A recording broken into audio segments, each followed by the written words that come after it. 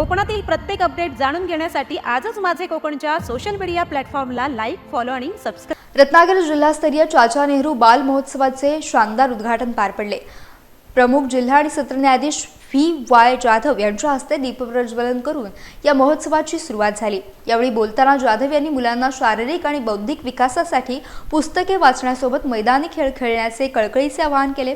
मुलांमधील सुप्त गुणांना वाव देण्यासाठी शासन दरवर्षी अशा महोत्सवांचे आयोजन करते, ज्यामुळे भविष्यातील आव्हाने पेलण्यासाठी ऊर्जा मिळते असे त्यांनी सांगितले। अतिरिक्त सत्र न्यायाधीश ए.एम. अंबाळकर आणि जिल्हा माहिती अधिकारी प्रशांत सातपुते यांनीही मुलांना तंत्रज्ञानापेक्षा मैदानी खेळांकडे आणि वाचनाकडे वळावे असा मोलाचा संदेश दिला। कार्यक्रमाच्या सुरुवातीला महापुरुषांच्या प्रतिमांना अभिवादन करण्यात आले। त्यानंतर फुगे सोडून आणि धावण्याच्या स्पर्धेने महोत्सवाचा श्रीगणेशा झाला।